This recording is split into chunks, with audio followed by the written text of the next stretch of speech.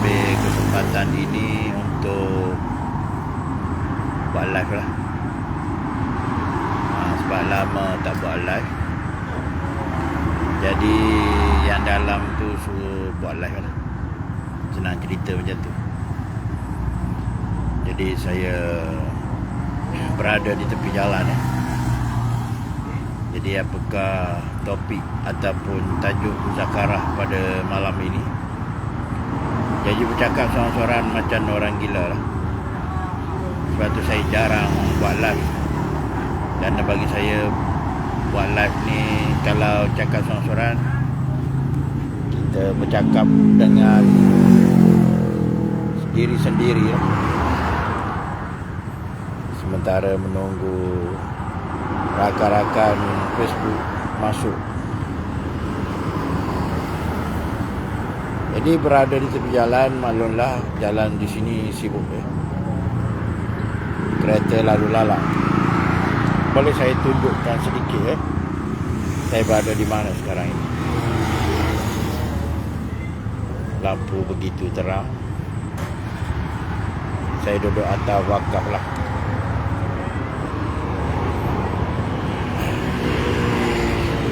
Jadi baru ni ada saya pergi ke Cetok Semas. Iaitu setiap sebulan sekali saya berjumpa dengan Cikgu Ismail Cetok. Jadi dalam medsos Facebook ni kita dapati bahawa ada ejen-ejen Wahabi yang cuba memesongkan akidah umat Islam di mana mereka membawa fahaman dari Timur Najat. Najdi itu ialah satu tempat yang baginda Rasulullah SAW maksudkan ketika baginda menyampaikan hadis itu. Baginda berada di Masjid Nabawi lah. Maka di Timur Najat itu ialah Arab Saudi lah, Riyadh, Najd, kawasan Arab Saudi. Tapi Wahabi dia memesongkan hadis itu, mengatakan Najd itu di Iraq. Dari segi geografi memang salah lah. Jadi antara fahaman Wahabi yang selalu dicanang atau diwawarkan di dalam medsos ialah dia orang mengatakan Allah Ta'ala ini berada di atas langit Itu adalah satu kesalahan yang fatal, di mana bahwa makum aina makuntum itu dalil gambaran di mana kamu berada, aku berada. Dan banyak lagi lain, hadis lain ataupun ayat Quran lain yang menegaskan Allah Ta'ala ini tidak bertempat seperti wallahu khalaqakum wa ma ta'malun, dan yang menjadikan kamu dan perbuatan kamu itu aku, kata Allah Ta'ala. Jadi Allah Ta'ala sebenarnya maha dekat, sangat dekat dengan kita Cuma sejak akhir-akhir ini ejen-ejen Wahabi cuba memesongkan akidah penduduk di tanah Melayu Nusantara. Sebenarnya ribuan, setiap tahun ribuan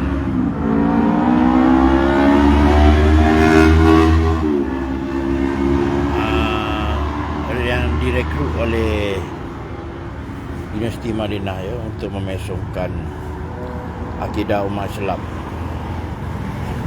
Jadi benda yang tidak betul apabila selalu diwar-warkan, dicanang, nampak seperti betul, padahal tak betul. Jika kamu solat, kamu sujud, punggung kamu itu menghala ke atas langit. Jadi tidak bertepatanlah dengan akidah yang dia orang pegang. Lagipun ada ayat Quran mengatakan wasjud waqtarib.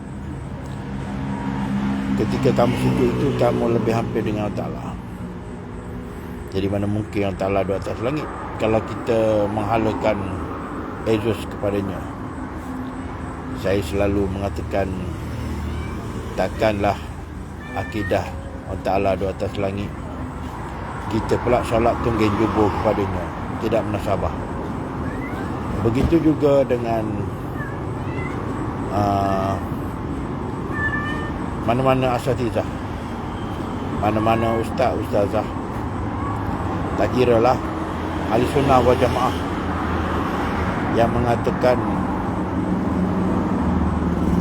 besok di hadapan Allah, dia orang belajar tentang Allah itu tidak bertempat dia. Tapi mengapa dia orang mengatakan di hadapan Allah, sedangkan Allah itu tidak di hadapan? Kalau di hadapan sudah bertempat.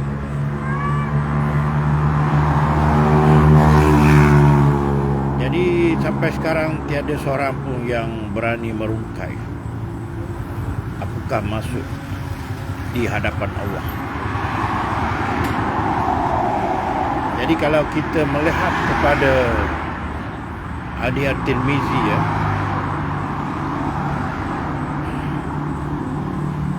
dan yang orang di padang mahsyar, manusia di padang mahsyar sujud nampak kaki, sedangkan Ta'ala itu tidak mempunyai kaki, tidak beranggota badan. Habis tu kaki siapa yang dilihat pada akhirat, pada hari akhirat atau di padang mahsyar, bangkit daripada sujud nampak kaki. Hadis tu panjang, ya, di mana orang-orang di padang mahsyar tidak tahan kerana matahari ada sejengkal atas kepala. Bila tidak tahan, maka mereka meminta malaikat memanggil Allah. Sebab apa? Sebab tidak tahan dek cahaya panas matahari atas kepala, jengkal saja. Lalu Allah datang dan bentuk nur. Lalu Allah berkata, berfirman, aku datang bukan untuk menyelesaikan masalah kamu, tetapi kamu yang memanggil. Jadi selepas pada firman itu, orang-orang di padang mahsyar sujud. Lepas sujud nampak kaki, sedangkan Ta'ala tiada kaki. Bila tidak belajar zat dengan sifat itu tidak bercerai tanggal, Allah dengan Muhammad itu tidak bercerai tanggal, maka terjawablah siapa sebenarnya di hadapan Allah. Siapakah yang bertempat? Sedangkan Allah itu tidak bertempat. Senang bagi faham. Roh kita yang meliputi jasad kita, maka Allah yang meliputi Muhammad itu. Muhammad itu ialah diri nurani dan Allah itu diri Rabbani. Apabila roh itu meliputi jasad, maka dikatakan roh itu tidak bertempat. Cuba tunjuk roh itu. Sesuatu yang tidak bertempat, kita tidak boleh tunjuk. Jadi akhir tauhid, penghabisan, perdebatan di antara dua golongan yang mempelajari ilmu tauhid. Setelah berdebat panjang lebar, 7 hari 7 malam ataupun 3 jam lah, sampai satu masa orang yang belajar tauhid dia akan mencabar. Cuba kamu tunjuk tempat yang kamu bercakap itu. Di sinilah terletaknya confident atau keyakinan. Jika kamu duduk di Allah, sedangkan kamu mahu rembas Allah di atas meja, hukumnya kafir, zindik. Tapi jika kamu duduk di kunhi zat, kalau kamu nak merembas Allah atas meja, betul. Sampai situ. Saya tidak mahu bercakap panjang. Saya pergi kepada keputusan.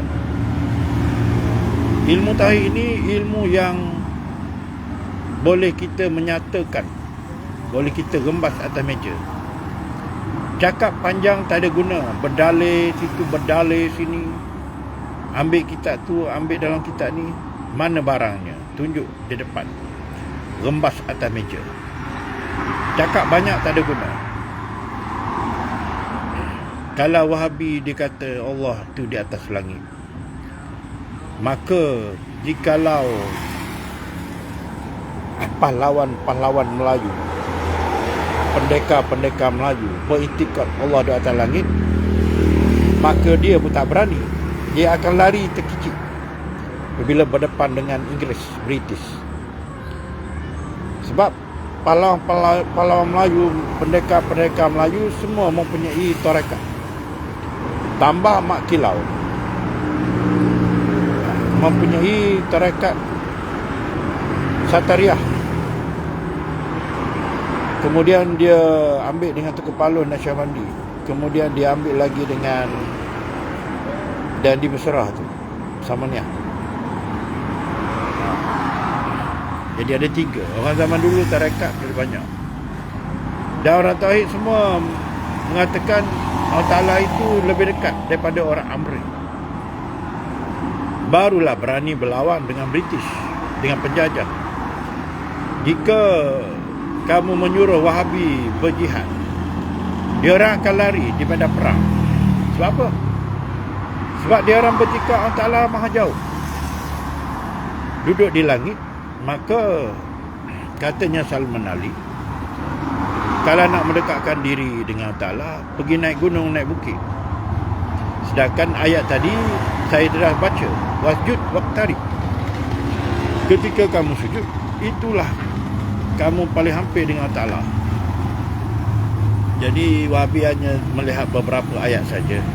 Dia tidak melihat overall ayat. Jadi apabila ulama melihat keseluruhan ayat pada ayat Quran itu, maka summarize conclusion ataupun justifikasi yang boleh dibuat ialah Allah Ta'ala itu Al-Muhit, tidak bertempat. Kerana sebelum ada tempat, Allah Ta'ala sudah ada. Dan saya hendak membocorkan rahsia besar keberadaan Allah Ta'ala. Allah Ta'ala ini meliputi makhluknya dan meliputi alam ini. Sebenarnya makhluk dan alam ini di dalam hakikatul Muhammadiyah. Apabila menyebut hakikat Muhammad, maka orang syariat tak boleh nak menyalahkan kita. Orang hakikat pun tidak boleh menyalahkan kita. Al-Insan Kamil, kitab yang ditulis oleh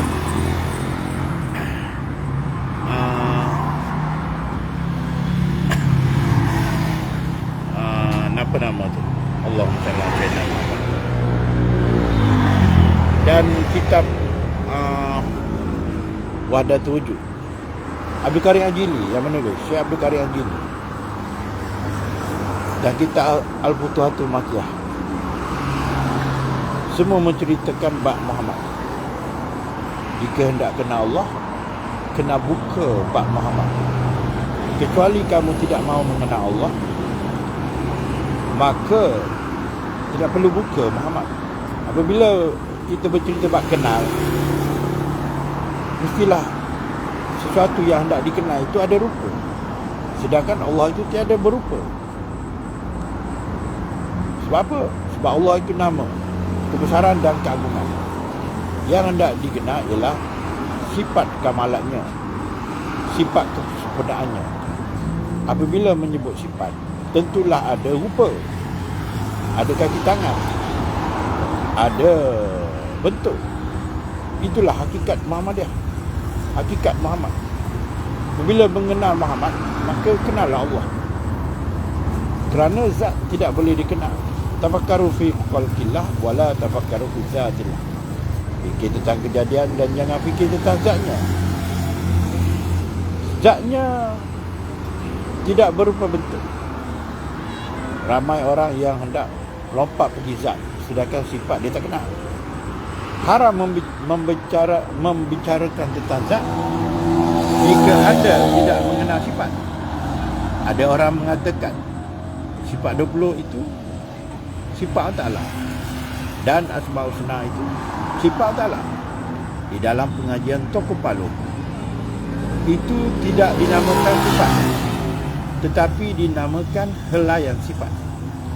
Kalau sifat ni satu saja, iaitu Muhammad. Kalau zat Allah, Ahmad. Jadi di dalam kitab tidak ditulis. Yang adanya kitab-kitab yang lama, yang bertalak, keluar daripada mulut guru, ibarat belian. Jadi untuk menyelesaikan persoalan keberadaan Allah Ta'ala itu, jadi alam ini dan diri kita berada di dalam hakikatul Muhammadiyah. Apa erti meliputi? Tidak bertempat, al-muhit, zahir batin luar dalam, wal awalu wa akhiru wa zahiru wa batin. Dialah yang awal dan dialah yang akhir dan dialah yang zahir dan dia yang batin. Allah tiada awal akhir dan Allah tidak boleh zahir. Sebab itu ceritanya cerita Muhammad. Sebab itu di Padang Mahsyar semua orang mencari Muhammad. Sebab dia yang boleh memberi syafaat itu semua. Cerita tauhid senang saja. Cerita bab ketuhanan senang saja. Cerita bab agama senang saja. Kesimpulan dia, hujung jatuh dia Muhammad. Jika kamu mencari Allah, kamu takkan jumpa sampai ke mampus. Sebab apa? Sebab Allah tidak berupa bentuk, tidak berjisim jirim, tidak berhuruf suara, tidak ada warna, rasa dan bau. Itulah Allah. Hanya nama kebesaran dan keagungan. Daripada awal lagi ceritanya Muhammad. Allah Ta'ala bertanya kepada Jibril. Allah Ta'ala menjawab pertanyaan daripada Jibril. Jibril tanya, nak buat Adam ini atas rupa siapa? Allah Ta'ala kata, di atas rupa yang aku yang asal, iaitu rupa Muhammad. Wa khaliqul Adam suratul Muhammad. Itu hadis dalam Al-Quran. Wa khaliqul Adam suratul Rahman. Jadi Muhammad rahmatan lil alamin. Jadi kalau orang faham betul, memang boleh pakailah. Yang orang makrifat pegang apa? Allah itu Muhammad, Muhammad itu Allah. Itu di peringkat hakikat makrifat. Kalau bawa ke syariat salah. Bawa ke syariat salah. Tapi kalau duduk di hakikat makrifat betul. Jadi kamu kena faham di kandang mana orang bercakap. Contohnya Jibril dengan Rasulullah. Siapa yang guru, siapa yang murid. Dari segi syariat, Jibril itu guru, Rasulullah itu murid. Dari segi hakikat makrifat, kan? Cerita hakikat makrifat ni cerita yang terpusing. Jibril itu yang guru dengan Rasulullah sebenarnya. Sedangkan dalil dia lah, dalil hadis yang Jibril tanya Rasulullah bab iman, Islam, ihsan. Itu ialah Jibril nak belajar Rasulullah bab iman, Islam, ihsan. Dari segi syariat memang nampak dua, Allah dengan Muhammad, Allah satu, Muhammad satu. Apabila hakikat marifat, barang tu barang satu saja. Sebab yang bercerita tu dia dah. Sabda baginda Rasulullah, aku menjadi Nabi sebelum langit dan bumi ini berpisah. Sebelum ada alam ini, Muhammad sudah ada. Siapa dia tu? Jarang orang nak bercakap bab ni sekarang ni. Orang tak berani. Sebab rahsia ni potong leher, halal darah, boleh dibunuh. Sebab apa? Sebab orang tak faham cerita asal. Takkanlah Nabi Musa tu bodoh nak jadi umat Muhammad.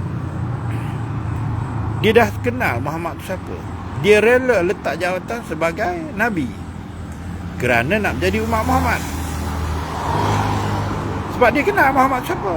Dan dia melihat dalam pensang dia ialah Nur Muhammad, Nur Zat, Nur Sasani. Sebab apa? Sebab bukan Zat. Sebab apa Nur Zat? Sebab apabila Zat atau apabila bergerak sikit jatuh di atas sifat. Ataupun dikata-kata Nur Zulumat, juga ada pergerakan. Zat ini tak bergerak, gerak pedak, diam pedak. Jadi cerita kokok mana pun cerita sifat. Cerita kokok mana, cerita Muhammad. Pergilah belajar mana-mana masjid atau pesantren, orang tak buka bab ni. Dan kalau buka pun, ingat dulu ada orang belajar nak buka nama Allah ke 100. Lepas ambil sahabat tangan, jangan toleh belakang. Ada 40 hari tak boleh jumpa, ada 20 hari, 14 hari tak boleh jumpa. Kalau jumpa, salah seorang akan meninggal. Sebab banyak kisah dah. Tak sampai berapa hari dah berjumpa, last sekali guru dia kata tak apalah, aku dah tua, muda lagi, aku matilah tak apa. Sebab perjanjian menyatu, nak buka bawah Muhammad ni mati lah, perjanjian mati. Orang tak berani cerita bawah Muhammad. Ya, mak cerita bab Muhammad, tapi orang tak pandai cerita. Puji Muhammad lebih tinggi daripada puji Allah. Puji Allah satu pahala, satu darjat, satu hasanah, satu kebaikan. Puji Muhammad 10 atau 20 kali ganda. Mengapa puji Muhammad tu tinggi? Sebab apa Allah para malaikat puji Muhammad, selawat kepada Muhammad. Ustaz Nazrul Nasir kata, tok guru dia bagi tahu. Orang tanya guru dia, Allah tengah buat apa? Allah tengah berselawat kepada Muhammad tak berhenti. Siapa Allah tu? Makhluk lah. Ada wali-wali berselawat 1000, 20,000, 100,000 sehari semalam. Tak, dalam Quran dia kata tidak ada yang di langit atau di bumi memuji bertasbih kepada Allah, termasuk pohon kayu, haiwan. Tak, benda-benda hidup semua bertasbih kepada Allah. Sebab tu firman dia mari ikut Jibril, dia mesti guna nama Allah. Apabila orang dia sendiri cerita hadis ni hadah baru, firman qadim, mahadah dengan qadim. Apabila Tuhan dia cerita, tak, Sayyidina Umar tu nak peluk Islam, Rasulullah teh dulu, temuduga dulu, sebanyak mana kamu ni cinta kepada aku. Rasulullah suruh ikrar balik. Ikrar yang kedua tu betul, melebihi segala-galanya, melebihi nyawanya sendiri. Cinta kepada Rasulullah ni hendaklah lebih kepada segala-galanya. Sebab apa?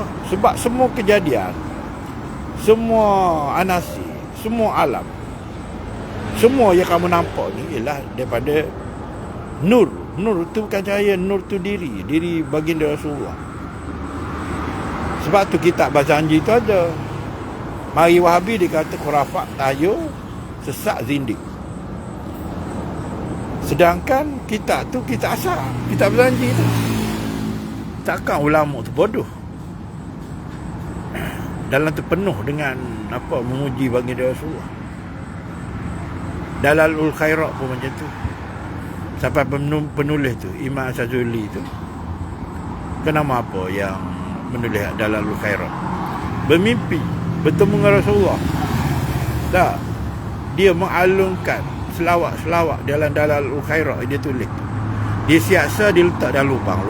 Dinding zaman dulu ada lubang. Lepas tu dibukukan, dijilidkan jadi naskah. Rasulullah senyum. Rasulullah senyum tu tandanya setuju lah, nyanyinya reda, tandanya amin.